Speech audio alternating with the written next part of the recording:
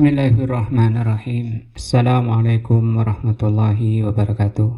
Alhamdulillahirabbil alamin wa bihi nasta'in ala amri dunya waddin. Asyhadu an la ilaha illallah wa asyhadu anna Muhammadan abduhu wa rasuluh. Allahumma shalli ala Muhammadin wa ala alihi wa sahbihi ajmain. Wa ba'du. Pelajaran kita malam ini adalah pelajaran akidah. Akidah itu artinya sesuatu yang diikatkan di dalam hati, atau juga disebut pelajaran tauhid atau tauhid.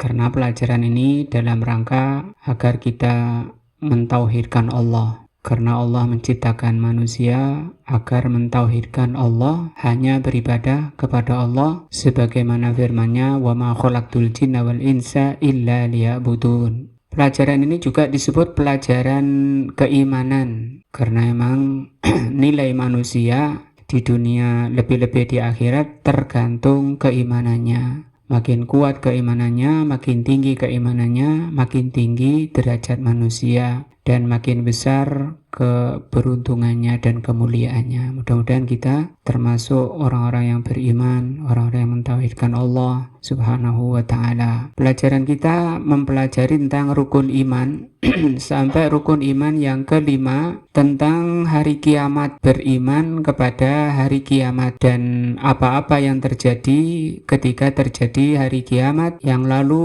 kejadian yang ke-8. Kejadian yang ke-8 bahwa diterangkan di sana oleh Rasulullah SAW bahwa nanti pada hari kiamat di padang mahsyar Allah Subhanahu wa ta'ala mempersiapkan yang namanya haud. Ini haud itu artinya telaga yang berisi air untuk mengatasi permasalahan manusia yang kehausan karena matahari 1 mil di atas kepala manusia, yang kata beliau sallallahu alaihi wasallam peluh mereka, keringat mereka ada yang sampai tumitnya, ada yang sampai lututnya, ada yang sampai pusarnya, ada yang sampai lehernya, bahkan ada yang sampai hidungnya, tergantung amalan di dunia. Bagi orang-orang yang beriman yang berhak ditolong dari dahsyatnya padang mahsyar, Allah Subhanahu wa ta'ala mempersiapkan yang namanya haud atau telaga. Setiap nabi mempunyai telaga kecuali telaga Rasulullah, itu kata beliau a'zam, paling besarnya telaganya Rasulullah SAW. Barang siapa yang meminumnya, dia akan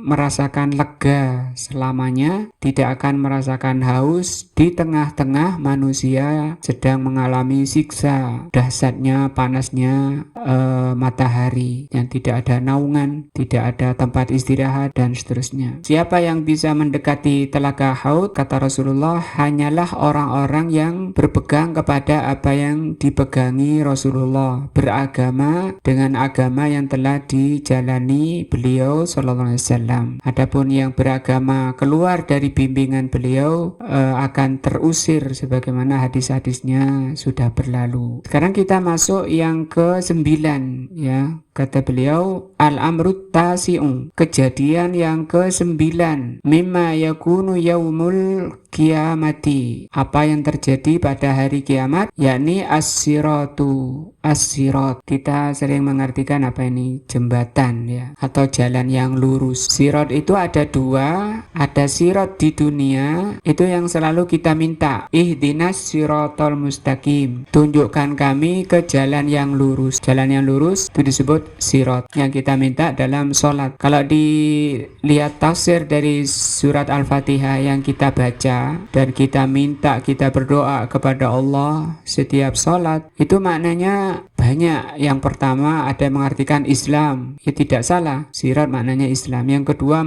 mengartikan sirat itu maknanya kebenaran, itu juga nggak salah. Yang ketiga ada yang mengatakan Al-Quran dan hadis. Bahkan ada yang mengartikan sirat itu Abu Bakar, karena memang Abu Bakar standar dari umat Rasulullah di dalam beragama, tidak ada yang lebih baik dari beliau. Makanya beliau orang termulia setelah Rasul. Sahabat termulia adalah Abu Bakar. Banyak tafsiran daripada as-sirat itu di dunia. Maka barang siapa beragama sebagaimana Rasulullah dan para sahabatnya di dunia, dia berada di jalan, di as-sirat namanya, berada di jalan yang lurus. Di luar itu, di luar jalannya Rasulullah dan sahabat, jalannya tidak lurus alias bengkok. Kalau di ayatnya ghairil maghdubi alaihim waladdallin. Jalan yang lurus itu jalannya orang yang telah diberi nikmat. Diterangkan oleh Allah siapa mereka? Minan nabiyyin wasiddiqin wasuhada wassalihin. Orang yang diberi nikmat itu adalah para nabi, siddiqin, orang yang benar, jujur, suhada dan salihin. 4 orang. Di luar jalan mereka masuk ke jalannya Yahudi atau Nasara. Jadi barang siapa yang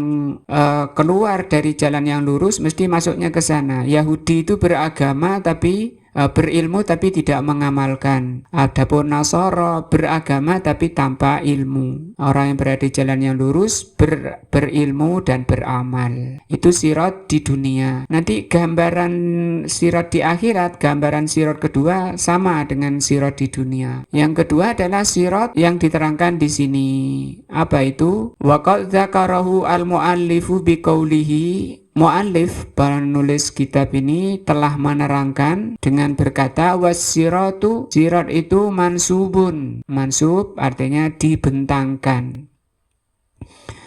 Alamat ni jahannama, di atas jahannam. Wahwa al-jisru, yaitu jisr. Jisr itu jembatan. Nah, mungkin kalau kita gambarkan jembatan ya di dunia ya lebar-lebar ya. Alladzi bainal jannati wan nar, yang membentang antara surga dan neraka. Ini yang bisa untuk masuk ke surga harus melewati ini, melewati jembatan ini. Wa qad ikhtalafal ulama'u fi kaifiyatihi. Para ulama itu khilaf, ada beda pendapat. Jadi yang berbeda itu pendapat. Namanya pendapat itu bukan dalil ya. Kalau dalil itu bukan pendapat, adalah Al-Quran atau hadis itu dalil. Di dalam masalah kaifiyahnya, kaifiyah itu bagaimananya, jembatannya itu bagaimana. Faminhum man qala, di antara ulama ada yang berkata Thariqun wasi'un. Ada yang mengatakan jembatannya itu as-sirat itu maknanya jalan yang luas. Yamurrun nasu alaihi ala qadri a'malihim, yang manusia melewati di atas jalan yang luas itu tergantung amalannya. Li'anna kalimat as-sirat madluluha al-lughawi huwa hadza. Karena kalau dilihat dari sisi bahasa, namanya sirat itu jalan yang luas. Cuma memang beragama itu kita nggak bisa hanya berdasarkan keahlian di dalam lughah, di dalam bahasa. Bahkan tokoh-tokoh sesat dari dahulu sampai sekarang rata-rata mereka ahli lughah, ahli bahasa. Maka ahli bahasa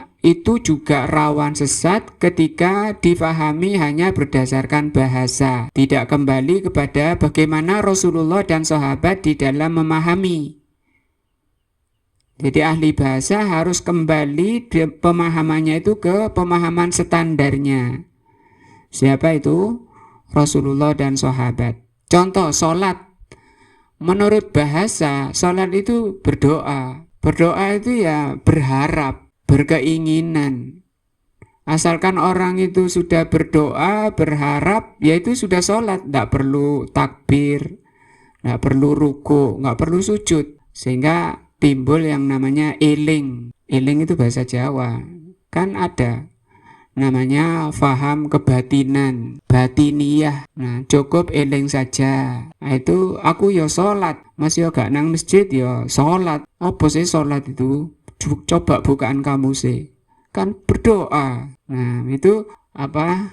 Karena berdasarkan lugha bahasa. Wali anna Rasulullah sallallahu alaihi wasallam akhbara, karena Rasulullah sallallahu alaihi wasallam mengabarkan bahwa sirat itu dahdun wa manzilatun, kedudukan atau posisi. Wa dahdu wal manzilatu la yakunan illa fi tariqin wasi'un. Posisi itu tidak terjadi kecuali di jalan yang luas. Amma doyik, kalau jalannya sempit, orang itu nggak bisa berdiri. Nah, fala yakunu dahdan wa manzilatan. Orang tidak akan bisa berjalan, tidak bisa berdiri kalau jalannya sempit. Nah, ini pendapat ya. Kebenarannya masih harus ditinjau, harus dilihat dengan kacamata dalil. Karena semua orang boleh berpendapat, punya akal, punya pikiran. Makanya kita lihat para ulama itu, imam-imam Ahlus Sunnah, Imam Abu Hanifah dan seterusnya kan banyak pendapatnya. Tapi fatwa mereka, para ulama Imam Ahlus Sunnah itu hampir sama semuanya. Tidak boleh atau haram hukumnya mengambil pendapatku sampai dilihat dalilnya. Dari mana aku berpendapat.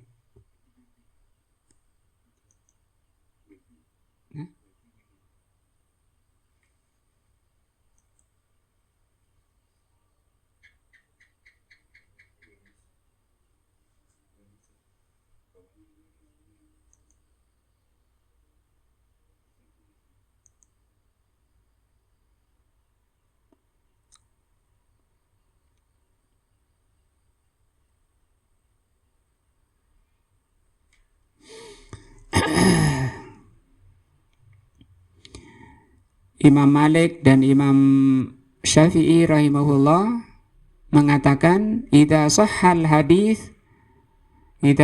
haditsu fahuwa madhabi. Kalau sahih hadisnya maka itu madhabku. Semua imam pendapatnya seperti itu. Artinya tidak ada imam yang mengatakan yang benar itu pendapatku.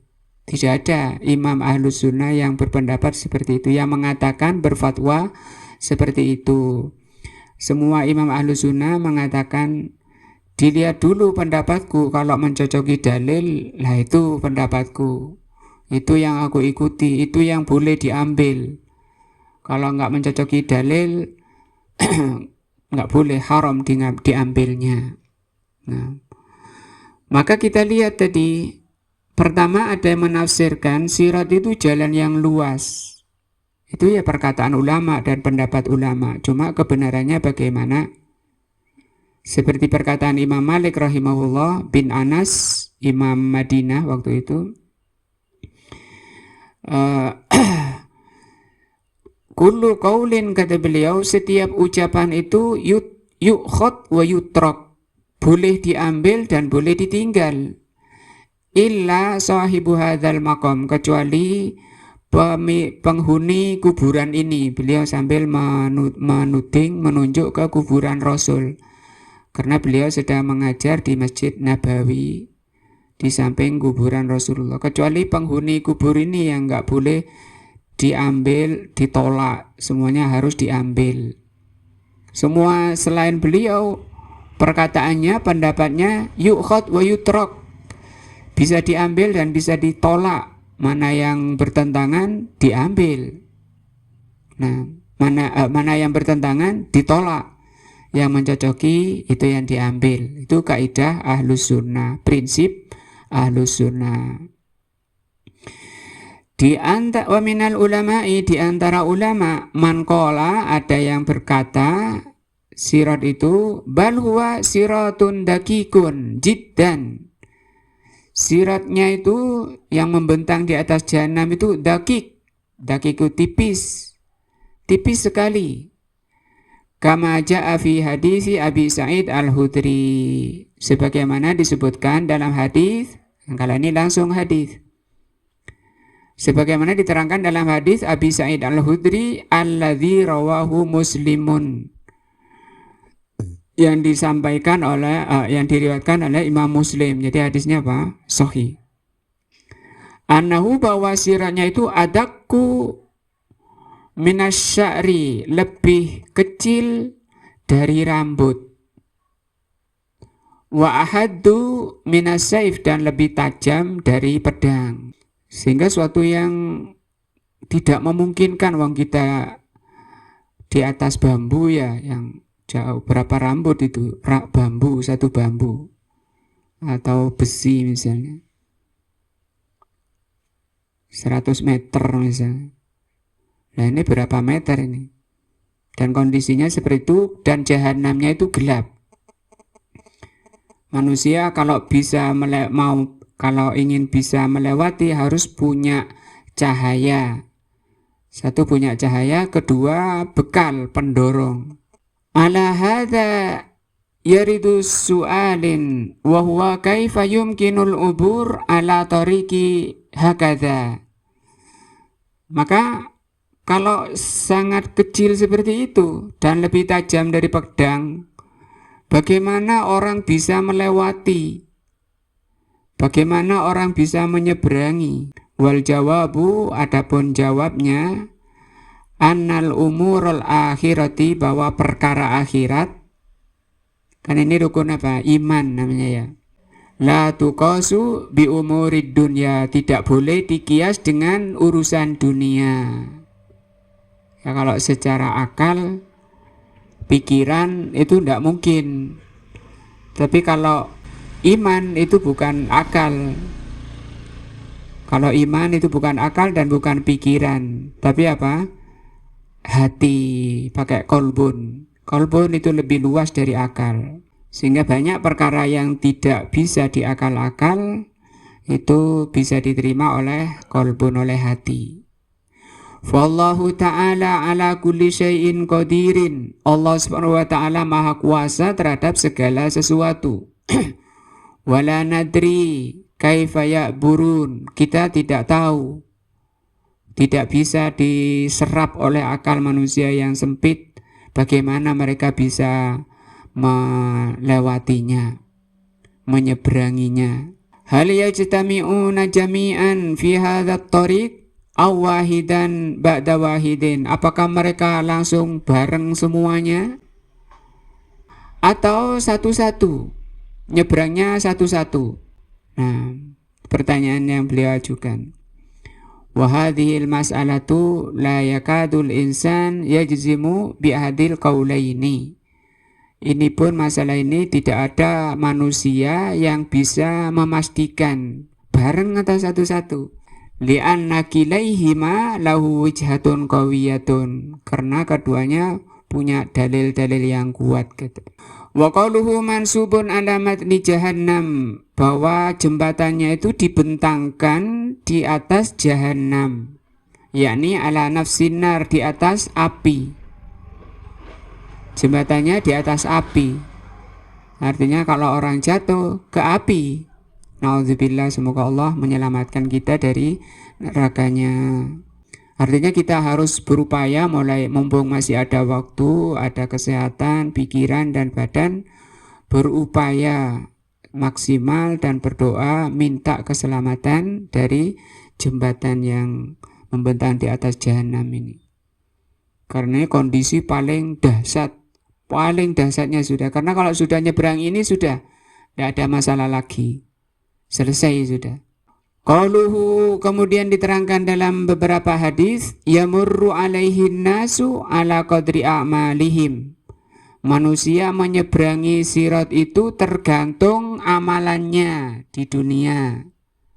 Nah ini yang menjadi penyebab orang di sana butuh cahaya untuk bisa menyeberangi, dan di sana kecepatannya menyeberangi juga berbeda-beda. Di sini beliau terangkan, ini hadis ya. Faminhum, di antara manusia, man yamurru kalamhil basar. Ini paling cepatnya. Di antara manusia ada yang menyeberangi seperti kedipan mata.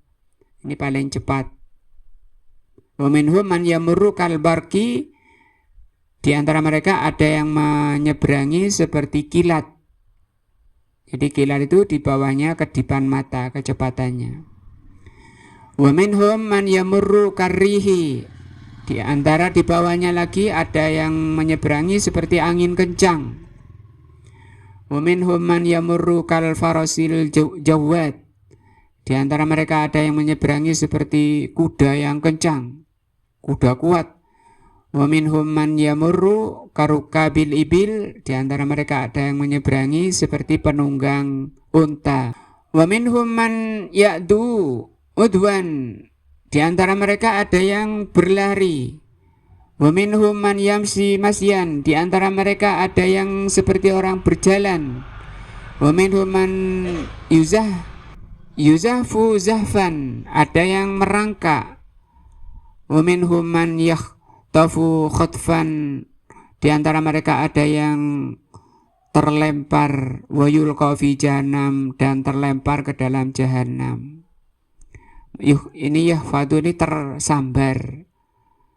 Karena di jahanam itu, kata beliau di sini, kenapa mereka terlempar ke dalam jahanam, na'udzubillah, fa innal jasra, karena di jembatan itu alaihi kalalibu, di sana ada kalalib. Kalalib itu penyambar-penyambar. Ada penyambar-penyambar, tufadun nasu bi'amalihim, untuk menyambar manusia yang di dunia pernah tersambar.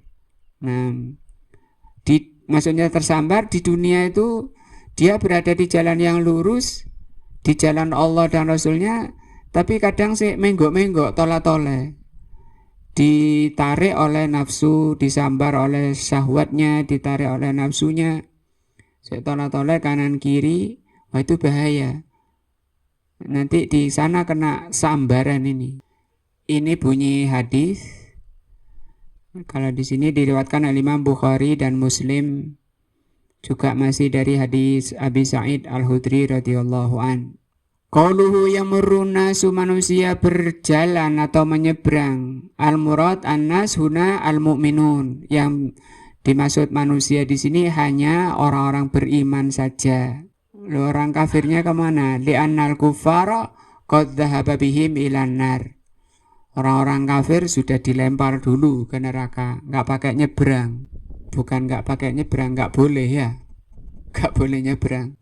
Ada riwayat lain itu di sosrok ya, kalau orang jemur padi itu dituarek gitu langsung ke neraka orang-orang kafirnya, karena orang kafir sudah dikumpulkan sejenis. Fayamurrun nasu alaihi ala qadri a'malihim. Ini pelajarannya bagi kita agar kita berlomba bagaimana menjadi orang tercepat tadi ya. Seperti apa tadi? Kedipan mata. Ada yang berjalan tadi. Wa minhum man yamsi masyan, ada yang berjalan. Tapi ini selamat walaupun berjalan. Ada yang merangkak. Nah, tapi ini juga selamat walaupun merangkak. Kemudian ada yang merangkak kena sambar, atau ada berjalan kena sambar. Artinya supaya kita tidak terkena sambar, ya kita sebisanya jangan tolak-toleh di dunia ini dan minta taufik hidayah kepada Allah agar diberi kokohan di jalan yang lurus. Maka doanya gimana itu? Ya musarrifal qulub, sabit qalbi ala ta'atika. Ya Allah yang mengokohkan hati, ya musarrif itu artinya yang mengatur, yang membolak-balikkan hati. Arahkan hati kami, hatiku ke dalam ketaatan kepadamu. Kemudian dilanjutkan doanya, ya muqallibal qulub, ya Allah yang membolak-balikkan hati, sabit qalbi ala dini, kokohkan hatiku di atas agamamu, tidak goyah, tidak mudah terbawa arus, tidak tolak-toleh. Nah, fayamurrun nasu alaihi ala qadri amalihim, maka manusia menyeberangi sesuai dengan tingkat amalannya. Faminhum man yamurru kalamhil basar, di antara mereka ada yang menyeberangi seperti kedipan mata. Wa minhum man yamurru kalbarki, ada yang menyeberang seperti kilat. Kemudian walamhul basar asra'u minal barki, kedipan mata itu lebih cepat dari kilat. Ini syarah namanya, penjelasan dari hadis tadi yang catatan tebal itu, lafadz hadis dari siapa tadi? Abu Sa'id Al-Khudri radhiyallahu anhu. Diriwayatkan siapa? Imam Bukhari dan Muslim. Wa minhum man yamurru karrihi, ada yang di bawahnya kilat seperti angin kencang. Ai al-hawa, angin kencang. Wala syakka anal hawa sari'un, kita tidak ragu bahwa angin kencang itu cepat sekali, ya. La siyama qabla an ya'rifan nasu at-ta'irat. Nah, terutama sebelum manusia mengerti ta'irat itu pesawat. Wal hawa'u al-ma'ruf yasilu ahyanan ila mi'ati arba'in milan fis sa'ati. Udara itu, kata beliau, bisa mencapai 140 mil dalam 1 jam, kata. Wa minhum man yamurru kal farsil jawad, kemudian ada di bawahnya kilat, di bawahnya angin kencang seperti kuda yang lari kencang. Wa minhum man yamurru karruka bil ibil, di bawahnya ada yang seperti unta. Wa hiya dunal faras, dan lebih lambat daripada kuda. Nah, sangat jauh perbedaan antara kuda dan unta dari sisi larinya, kecepatan larinya. Wa minhum man ya'uddu udwan, ada yang lari. Nah, ayusra'u, cepat, larinya cepat karena takut jatuh, ya. Dan itu banyak, bisa. Nah, wa minhum man yamshi masyan, ada yang berjalan. Wa minhum man yazhafu zahfan, ada yang merangkak. Ai yamshi ala maq'adatihi, berjalan di atas pantatnya. Di atas pantatnya. Wa kullum minhum yuridul ubur, semuanya ingin nyebrang. Ini setiap kita mesti seperti ini, mesti menyeberangi. Tidak bisa tidak, nggak ada jalan menuju surga kecuali harus melewati jahanam. Maka ini bukan perkara remeh, ini perkara yang terpenting daripada dunia. Jangan sampai terlalaikan oleh urusan dunia, perkara penting ini. Karena Rasulullah SAW mengatakan, al-kaisu mandana nafsahu wa amila lima ba'dal maut. Orang cerdas itu orang yang mampu menahan nafsunya dan beramal untuk kematian, setelah kematiannya. Apa setelah kematiannya? Banyak. Ini perkara sudah ke-9. Di antaranya perkara yang terdahsyat adalah apa? Menyeberangi jembatan. Karena kalau tidak bisa, ya sudah, terlempar, melayang selama 70 tahun. Nah, wahada bighairi ikhtiaril insan. Seperti ini bukan pilihan manusia. Ya mungkin semua orang yang mukminin tadi kan, yang nyebrang ini semua mukminin. Semua ingin seperti kedipan mata, ya. Semua ingin seperti kilat. Tapi ini bukan kemauan manusia. Walau kana bi ikhtiarihi, kalau keinginan manusia, kemauan manusia, lakana yuhibbu an yakuna bi sur'atin, semua orang ingin segera sampai, secepat-cepatnya bisa nyampe. Walakinnas sayra ala hasbi sur'ati fi qabuli syari'ah fi hadhihi dunya. Ini rahasianya. Tapi kecepatan nanti, walakinnas sayra, hanya saja orang menyeberangi ala hasbi sur'atihi fi qabuli syari'ah fi hadhihi dunya. Kecepatan orang menyeberangi jalan di jembatan jahanam tergantung kecepatannya di dalam menerima ajaran Allah dan Rasulnya di dunia. Makan pakai tangan kanan, siap, gitu, langsung diamalkan.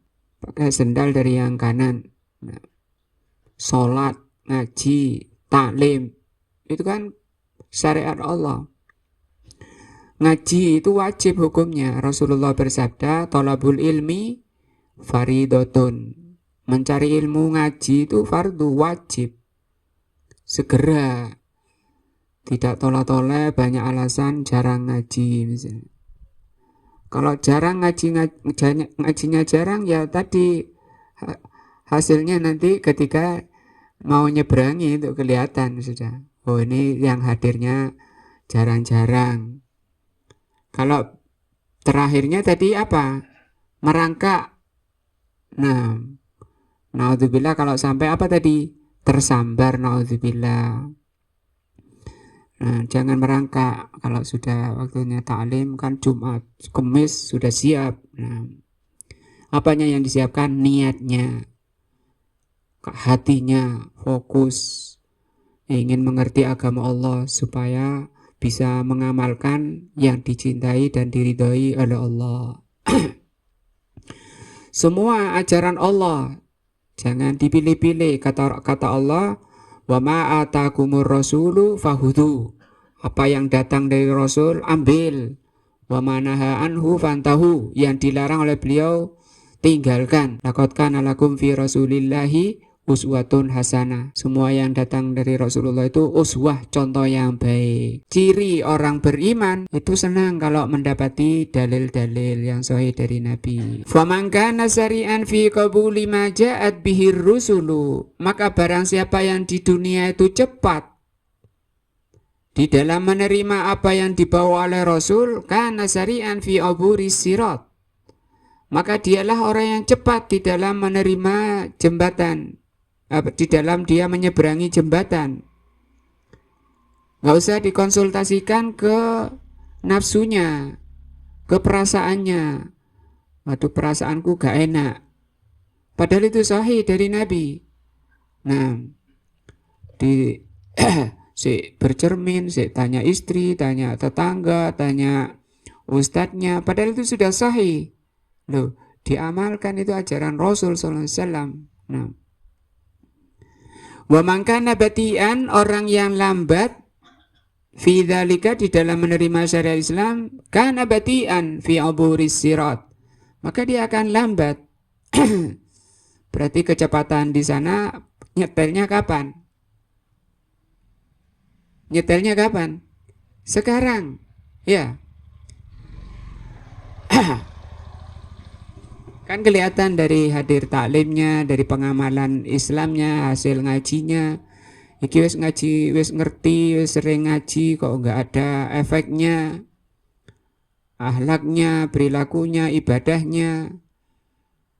Sebelum ngaji, ndek soft terakhir terus ndek masjid. Nah, datangnya terakhir terus. Wis ngaji yo sik puan aja, enggak ngefek misalnya. Itu kurang manfaat ilmunya namanya. Kalau manfaat cepat dia berubah. Nah, jazaan wifaqo. Jazaan wifaqo, balasan itu sesuai dengan kondisi di dunia. Kan akhirat itu disebut yaumul jaza, hari pembalasan akhirat itu. Balasannya bagaimana di akhirat? Tergantung amalannya. Tergantung amalannya. Yang cepat ya cepat. Nah, wal jaza'u min jinsil amal. Balasan itu tergantung perbuatannya. Pelajaran terbesarnya ya di sini. Mumpung kita sehat, masih kuat, nah, sudah adzan masih tak tok, masih umek, masih nggak peduli dengan adzan. Padahal Allah memanggilnya hayya 'alal falah. Ayo menuju kebahagiaan. Orang-orang dahulu dikisahkan di kitabnya itu bukan ulama, tukang. Tukang-tukang dahulu kalau yang ngerti ya, yang ngerti sunnah dan imannya kuat. Masih tukang yo ngaji. Buktinya ketika dia mau, yang tertulis di kitab ini, ketika dia ngangkat palunya mau nodok paku, pakunya sudah separuh, manjat separuh, begitu ngangkat dengar adzan, langsung ditaruh, gak nunggu selesai maku, ditaruh. Panggilan Allah lebih besar dari urusan paku, dari urusan nukang. Kalau tukang-tukang sekarang kebanyakannya ambil paku lagi. Bahkan di masjid ini tukang-tukang garap masjid, muadzin di bawahnya, ya speaker dek kupingnya, nggak peduli. gak sholat. Nah, ada tukang-tukang dahulu ya, kayaknya tukangnya ya seragam ngaji ya. Nah, ini pelajaran terbesarnya di sini. Mari kita fastabiqul khairat, berlomba di dalam kebaikan. Wa qauluhu wa minhum man yafadhu, di antara orang yang lewat ada yang tersambar. Ai yukhad bisuratin, diambil dengan cepat, tersambar. Wadzalika bil kalalib, disambar oleh penyambar. Allati alal jasr, yang selalu nyambar-nyambar di atas jembatan. Jadi jembatannya itu tidak aman, di sana banyak penyambar-penyambar. Sudah ngeri ya, tadi paling kecil, lebih kecil dari rambut, lebih tajam dari pedang, sebanyak penyambarnya lagi di atas jahanam. Apa yang bisa menjadikan orang itu bisa lewat? Butuh cahaya dan butuh tenaga untuk bisa ke sana. Tenaganya tergantung kecepatan di dunia. Tufatun nasu bi amalihim, manusia disambar tergantung amalan di dunia, karena di dunia sering kesambar. Yang menyambar di dunia ya itu nafsu, syahwat.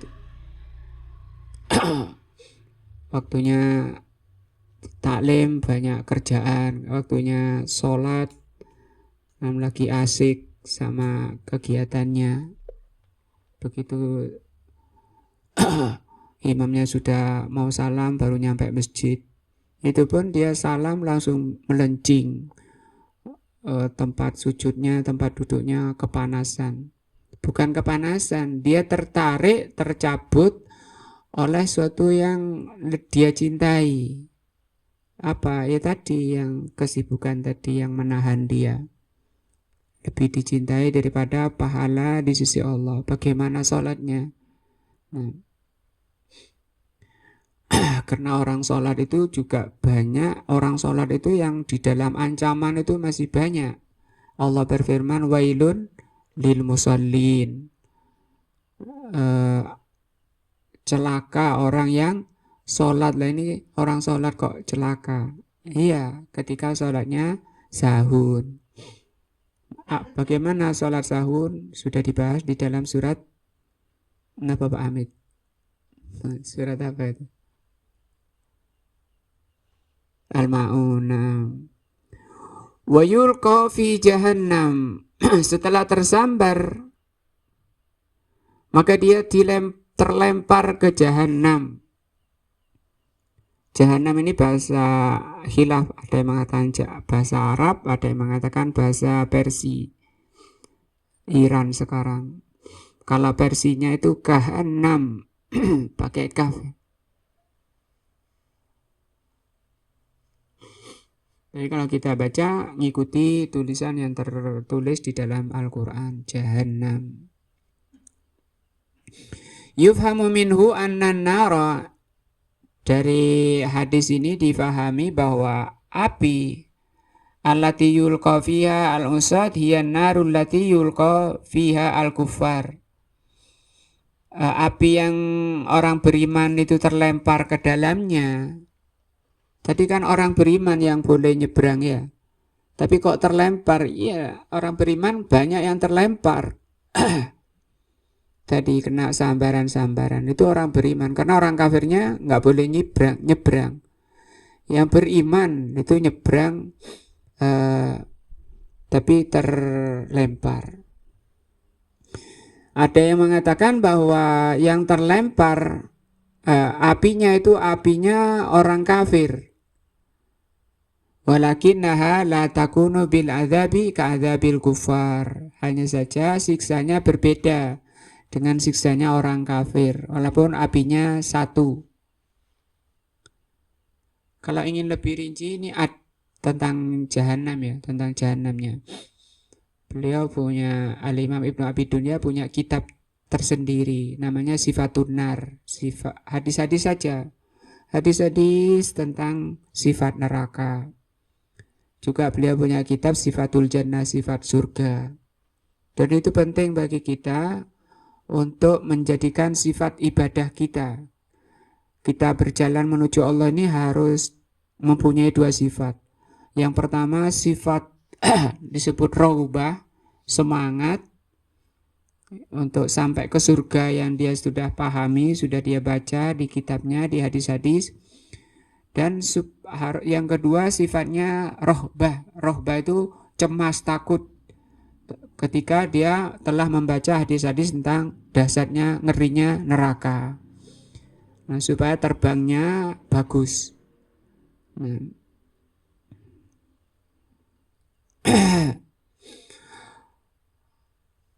Bal qala ba'duhum, sebagian ulama mengatakan innaha takunu bardan wa salaman alaihim. Ada juga yang mengatakan api yang muslimin mukminin jatuh di dalamnya, apinya enggak panas. Kama kanatin naru bardan wa salaman ala Ibrahim, seperti yang api yang membakar apa namanya? Yang Nabi Ibrahim pernah di dalamnya, kan tidak terbakar ya. Karena Allah mengatakan ya naru kuni bardan wa salaman, wahai api jadilah kamu itu dingin dan selamat. Karena dingin tok itu belum tentu selamat ya. Karena kalau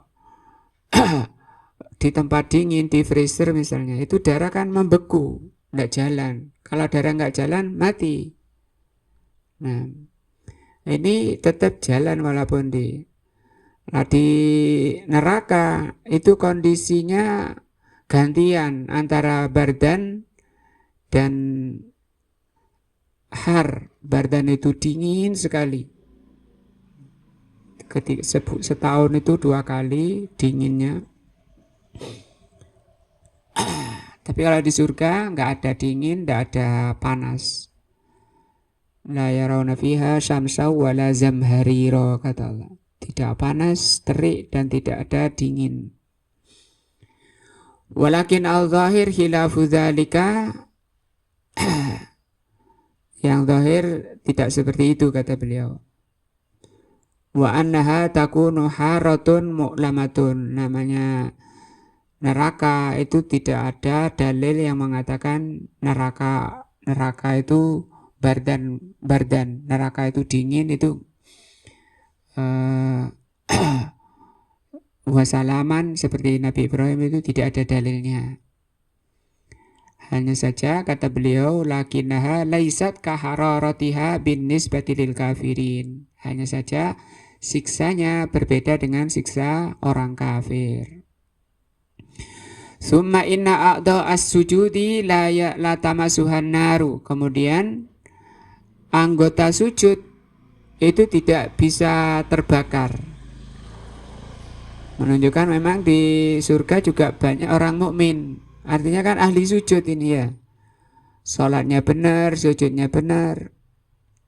Kama sabata dzalika, sebagaimana telah sahih dari Nabi SAW di dalam Sahihain. Imam Bukhari dan Muslim meriwayatkan hadis sahih. Wa ya al-jabhatu wal anfu. Yang tidak terbakar itu di neraka itu dahi dan hidung. Menunjukkan kalau sujud itu hidungnya harus nempel. Jangan dahinya saja. Karena ini satu anggota ini. Kalau dahi saja hidungnya nggak nempel, itu bukan satu, separuh. Sementara anggota sujud itu 7. Kalau hidungnya nggak nempel, itu nggak sampai 7, 6,5. Ya.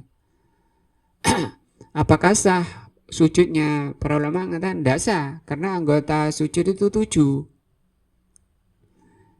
Yang kemudian wal kafan, 2 telapak tangan, 3 ya.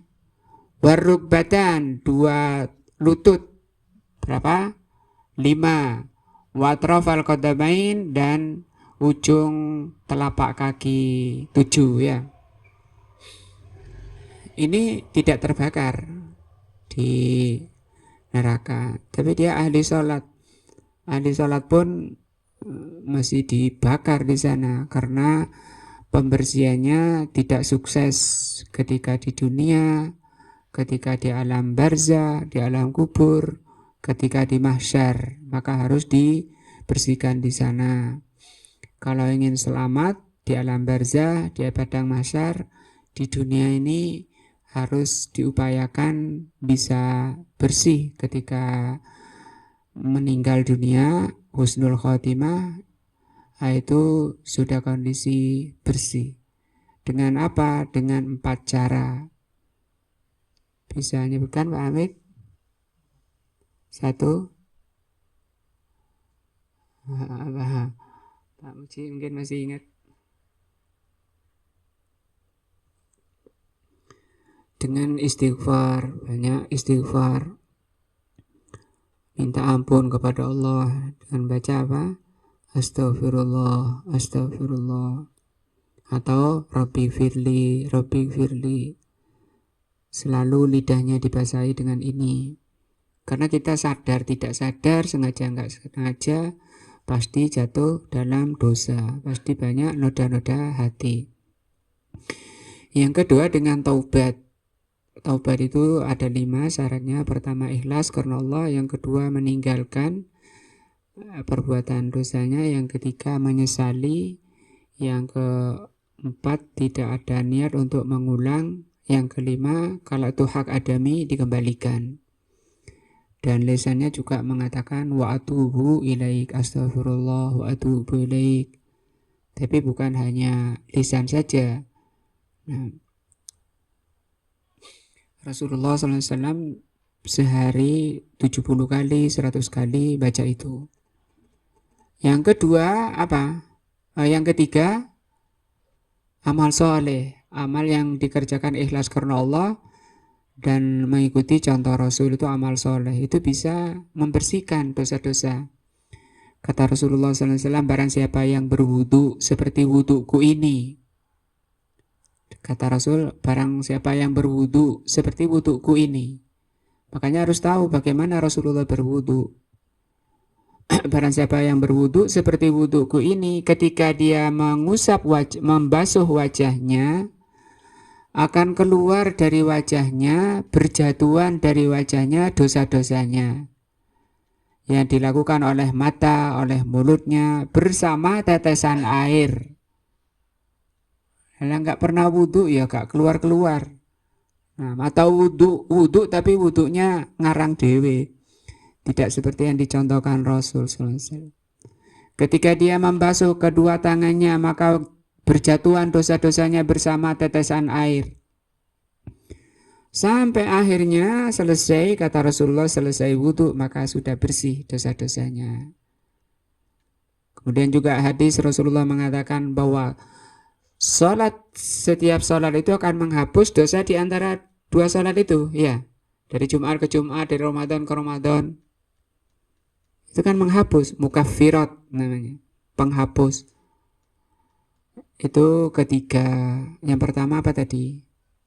Istighfar. Yang kedua taubat. Yang ketiga amal soleh. Amal soleh itu nggak gampang, harus ngaji dulu. Soleh itu kalau cocok sama dalilnya, ikhlas karena Allah. Yang keempat musibah, bencana-bencana, sakit dan seterusnya. Karena bisa jadi orang ini istighfar jarang, tobat enggak, malas ibadah ya. Nah, maka oleh Allah Subhanahu wa taala di blender. Nah, diturunkan banyak musibah. Makanya harus baik sangka. Orang mukmin kalau diberi ujian berbaik sangka pada Allah, ini dalam rangka laundry, pembersihan dari Allah Azza wa Jalla. Sehingga kalau meninggal kok masih ada kotornya, nanti harus ada pembersihan berikutnya di alam barzah. Itu ada 3. Pertama, doanya saudaranya yang di dunia. Yang kedua, amal jariah. Yang ketiga hadiah. Mungkin ada saudaranya ngasih hadiah amalan, itu bisa. Kata sahabat datang ke Rasulullah, ya Rasulullah, kalau aku sedekah niatnya untuk ibuku yang meninggal, apa sampai? Kalau aku haji untuk ibu bisa. Itu kan hadiah, kiriman hadiah. Wallahu alam. Kata beliau, faman marra 'ala sirat dakhalal jannah, yang bisa melewati sirat dia bisa masuk surga. Insyaallah kita lanjutkan pertemuan berikutnya. Mudah-mudahan ini mengingatkan diri kita untuk mempersiapkan diri kita bisa melewati apa? Sirat dengan selamat. Wallahu a'lam bishawab. Subhanakallahumma bihamdika asyhadu an la ilaha illa anta astaghfiruka wa atubu ilaika. Wassalamualaikum warahmatullahi wabarakatuh.